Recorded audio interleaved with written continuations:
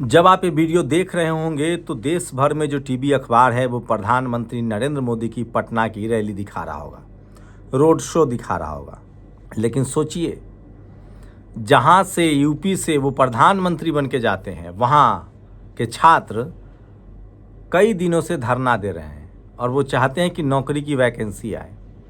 Primary school के लिए vacancy चाहते हैं। अभी कुछ ही दिन पहले बीएसपी सुप्रीमो मायावती जी ने एक ट्वीट किया था कि नौकरियां नहीं हैं, शिक्षकों की भर्ती नहीं हो रही। उसके बाद सरकार की तरफ से एक ट्वीट आया कि 1,00,000 टीचर की भर्ती होगी। उसके बाद ट्वीट हटा लिया गया।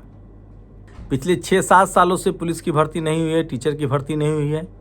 एक भर्ती हुई थी 69,000 शिक्षकों की, उसमें SC/ST के 18,000 पद SC OBC के चोरी कर लिए गए। इस दौरान बिहार में जहां मोदी आज रैली कर रहे हैं या रोड शो कर रहे हैं, जहां 5 किलोमीटर सड़क को खोद दिया जाता है, जो पैदल चलने के लिए जो स्ट्रीट बने हैं उसको खोद दिया जाता है रोड शो के लिए, उसी पटना में तेजस्वी यादव और नीतीश कुमार की जब सरकार थी तो 4-5 लाख लोगों को नौकरी दी गई थी। तो इन नौकरियों से किनको फायदा है, किनको नुकसान है, ये समझिए। बहुत पहले दिलीप मंडल ने एक ट्वीट किया था कि दरअसल अटल बिहारी वाजपेयी को लग गया था कि इस देश में जो SC/ST OBC किसान और अल्पसंख्यक हैं वो 50%, 49% रिजर्वेशन की वजह से नौकरी में मजबूत हो रहे हैं और बाद में रिटायरमेंट के बाद वो सामाजिक आंदोलन भी चलाते हैं, पेंशन भी मिलता है। और तभी से सोचिए, तभी से नौकरियां, पेंशन खत्म कर दिया गया। इस देश में पहले जब इस देश के SC/ST OBC को पढ़ने नहीं दिया गया, जब देश आज़ाद हुआ, संविधान लागू हुआ, लोग पढ़ने लिखने लगे थोड़े बहुत, उस समय तक सरकारी स्कूल अच्छा था, सरकारी नौकरियां थी। और जैसे ही 90 के दशक तक बहुजन समाज का हर आदमी, इस देश का हर गरीब आदमी, दलित, पिछड़े, आदिवासी, किसान, अल्पसंख्यक स्कूल कॉलेज जाने लगा, उसके बच्चे स्कूल जाने लगे, लोग अपना पेट काट कर हम लोग को तरह स्कूल भेजने लगे, तो इस देश में सरकारी स्कूल को बर्बाद कर दिया गया। आज भी IIT है, IIM है, ये सब सरकारी है। अगर आपको इंजीनियर बनना है, डॉक्टर बनना है, बिजनेस मैनेजमेंट बनना है, तो आपको सरकारी नौकरी, सरकारी कॉलेज है, लेकिन अब आप उसमें नहीं जा सकते हैं क्योंकि उसकी फीस बहुत ज़्यादा कर दी गई है। तो ये जो जातिवाद है, मनुवाद है, वो कई लेवल पर काम करता है। उसी का एक तरीका नॉट फाउंड सुटेबल भी है, NFS, जो अब राहुल गांधी को समझ में आने लगा है।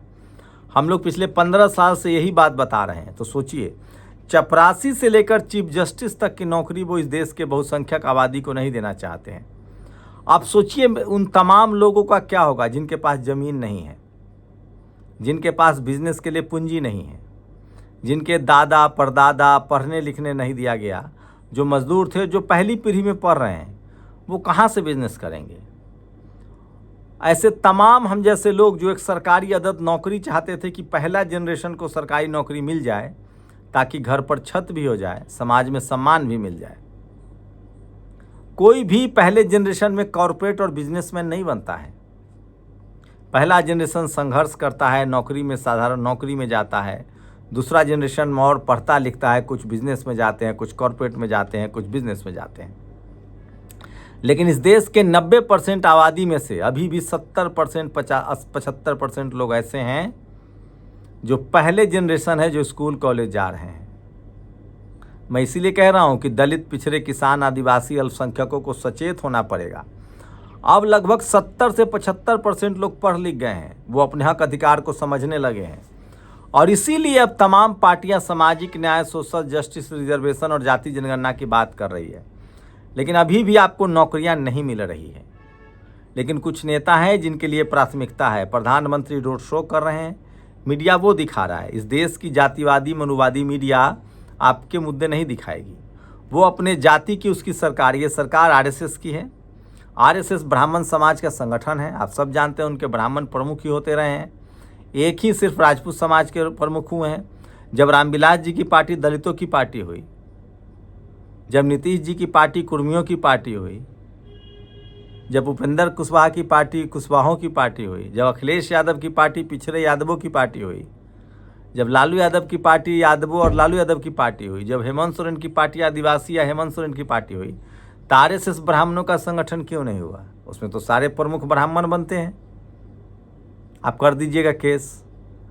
तो उसी ब्राह्मण की जो आरएसएस ब्राह्मण समाज का संगठन है और उसी की जो सरकार चल रही है और मीडिया में जो उसी समाज के लोग बैठे हुए हैं, वो आपकी खबरें नहीं दिखाएंगे, वो आपकी तकलीफ़ें नहीं दिखाएंगे, वो आपको उन्माद में फंसाएंगे। वो युद्ध पर भी झूठ बोलते हैं तो आपके रोजी रोटी पर कैसे नहीं झूठ बोलेंगे। वो तमाम दलित पिछड़े नेताओं को बदनाम करेंगे, वो आपकी नौकरी रोजी रोटी का मुद्दा नहीं उठाएंगे। लेकिन चलिए, कम से कम बहुजन समाज के नेता बोलने लगे हैं और 1000 से ज़्यादा बहुजन मीडिया भी हो गया है। तो सोशल मीडिया ही सच्चा मीडिया है, सोशल मीडिया ही बहुजन मीडिया है।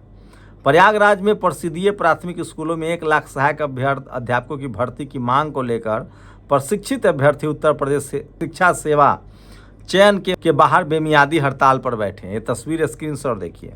प्राथमिक शिक्षक भर्ती का आश्वासन नहीं, विज्ञापन दो, पुष्पेंद्र राज सरोज। जब तक विज्ञापन नहीं तब तक समापन नहीं।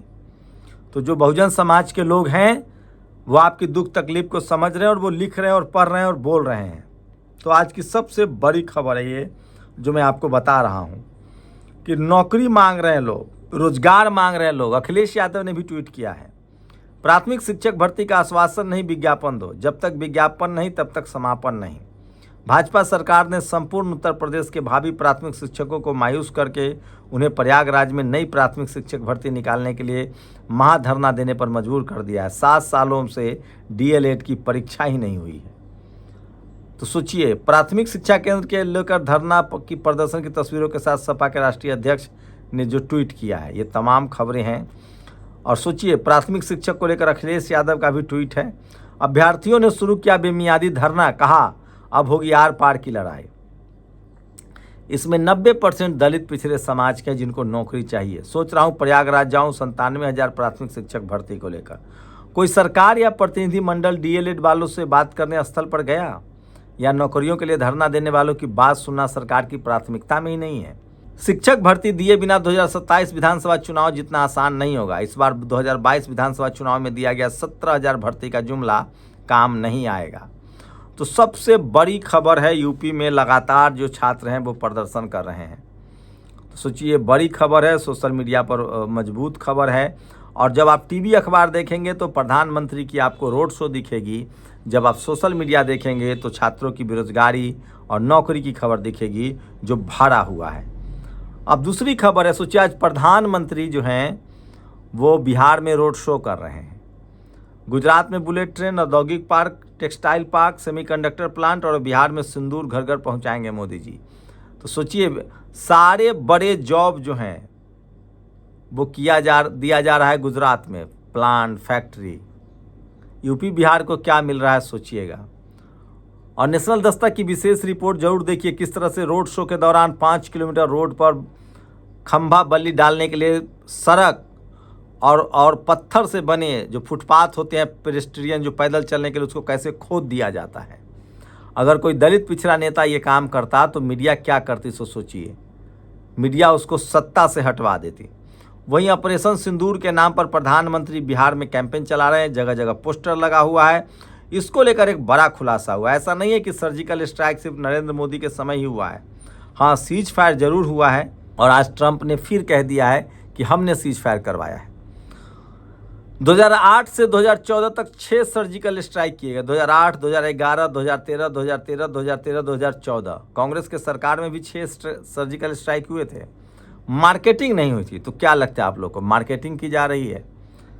तो ये सबसे बड़ी खबर है जो सोशल मीडिया पर वायरल है। और बिहार में पाकिस्तान को बांट बांग्लादेश बना देने, पाकिस्तान के 94,000 सैनिकों को सरेंडर पर अगर इंदिरा गांधी जी भी अगर रोड शो करती तो लगता है कि उन्हें अपने पूरे जीवन काल तक रोड शो ही करना पड़ता। जब ट्रंप के सामने सरेंडर करने वाले इतनी निर्लजता से अपने मुहामी मिट्ठू बन सकते हैं तो अमेरिका को उसकी औकात दिखाकर पाकिस्तान को खंडित करने और प्रथम परमाणु परीक्षण कर देश के विश्व शक्ति बनाने वाली लीडर का क्या करना चाहिए था। पप्पू यादव ने लगातार ये तंज किया है। और सोचिए, एक बड़ी खबर और बता रहा हूँ जो सोशल मीडिया पर वायरल है। बीजेपी विधायक रणबीर सिंह पठानिया ने भारतीय एयरफोर्स को नालायक बता दिया है। ये स्लिप ऑफ टंग है या जानबूझकर बोला गया है, तो ये भी सोशल मीडिया पर सबसे ज़्यादा वायरल। और जाते जाते नोबेल विजेता अर्थशास्त्री अमर्त्य सेन ने कहा है कि अंबेडकर अर्थशास्त्र में मेरे पिता हैं, वे वंचितों के सच्चे प्रतिष्ठित चैंपियन हैं। उन्होंने आज जो हासिल किया उससे कहीं ज़्यादा के भी हकदार हैं। अर्थशास्त्र के क्षेत्र में उनका योगदान अद्भुत है, उसे हमेशा याद रखा जाएगा। उस बाबा साहब की तस्वीर नहीं लगने दी जा रही है, उनकी मूर्तियां थोड़ी जाती है, जिनको नोबेल पुरस्कार विजेता अमर्त्य सेन अपने पिता मानते हैं, अर्थशास्त्र का पिता मानते हैं। और ममता त्रिपाठी ने एक और बड़ा खुलासा किया है। खाकी के एक बड़े कैंची तलवार वाले अफसर ने एक बंदरगाह लिया है गुजरात में। गजब का कंबल ओढ़ घी पीने का कार्यक्रम चल रहा है भ्रष्टाचार पर जीरो टॉलरेंस वाली सरकार में। ये मैं नहीं कह रही हूँ, ममता त्रिपाठी ने बड़ा आरोप लगाया है। हाय योगी जी में हिम्मत तो जेल में डालिए। सिर्फ दलित पिछड़े नेताओं को जेल में डाला जाता है। कुछ पत्रकार हैं, खासकर ममता त्रिपाठी और अभिषेक उपाध्याय, जो सरकार से सवाल पूछ रहे हैं। इनसे इसलिए सहमति है कि ये मायावती से भी सवाल पूछते थे, अखिलेश से भी सवाल पूछते थे, और बीच में अंडरस्टैंडिंग नहीं बनी तो योगी जी से भी सवाल पूछ रहे हैं। नकली नहीं असली पुलिस वाले ने लूटे थे 30 लाख, दरोगा समेत 7 गिरफ्तार। आप लोग बताइए कि ये किस राज्य की खबर हो सकती है। शुक्रिया। दस्तक की आपसे गुजारिश है कि अगर इसको बचाना चाहते हैं तो नेशनल दस्तक को सब्सक्राइब करने के लिए रेड कलर के सब्सक्राइब बटन को दबाएं, फिर बेल आइकन की घंटी दबाएं। नेशनल दस्तक को बचाने के लिए बहुत जरूरी है कि हर खबर को शेयर करें, लाइक करें, कमेंट जरूर करें।